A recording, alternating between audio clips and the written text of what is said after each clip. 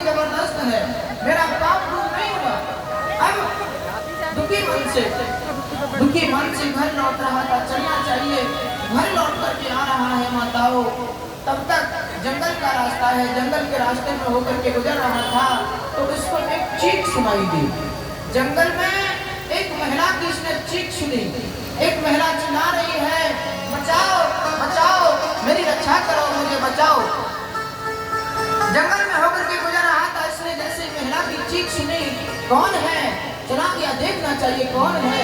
तब इसने जाकर के देखा तो सच में क्या देखा कि एक भाई अपनी बहन को घर लेकर के लौट रहा है, लेकिन उसके भाई को और उसकी बहन को, उस महिला को और 10 डाकुओं ने पकड़ लिया, बांध लिया।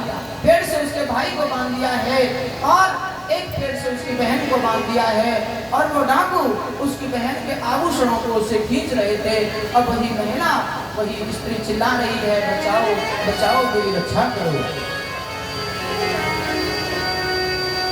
सज्जनों, इससे बड़ी दया लगी, करुणा लगी, पर डाकू थे 10, ये अकेला।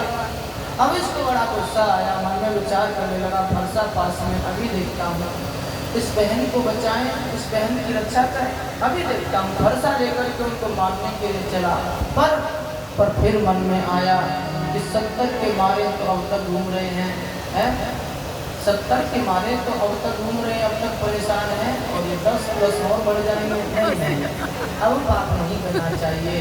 इतना दान पुण्य करने से भी पापों से मुक्त नहीं हुआ, अब आगे पाप नहीं कर सकता, और लौट आया। लेकिन जब लौटा तो फिर वो बहन चिल्लाने लगी, बचाओ बचाओ, मेरी रक्षा करो। अब इससे बहन का रोना देखा नहीं जा रहा है, इससे बड़ी करुणा आई, इससे बड़ी दया लगी। अब मन में विचार करता है कि चलो कोई बात नहीं, 70 पाप जो किए हैं उनका फल तो भोगेंगे, 10 का और भोगेंगे। 70 का पाप जो किया है उसका फल तो भोगेंगे, 10 का और सही।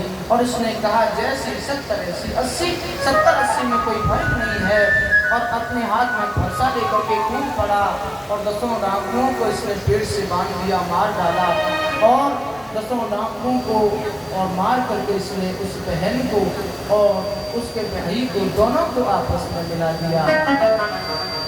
और देखिए ऐसा वर्णन आता है, जैसे ही बहन भाई को मिलाया तो दोनों के मुख से, दोनों की आत्मा से एक ही आवाज आई, दोनों ने एक ही बात कही, हे भैया, भगवान तुम्हारा कल्याण करे, भगवान तुम्हारा कल्याण करे। और ज्यों ही बहन भाई ने ये शब्द कहा और इसने ऊपर देखा तो वो जो काला झंडा था ना, अब वो सफेद हो गया है। सज्जनों, लौट करके आया गांव में, महात्मा जी के पास आया। महात्मा जी बोले क्यों?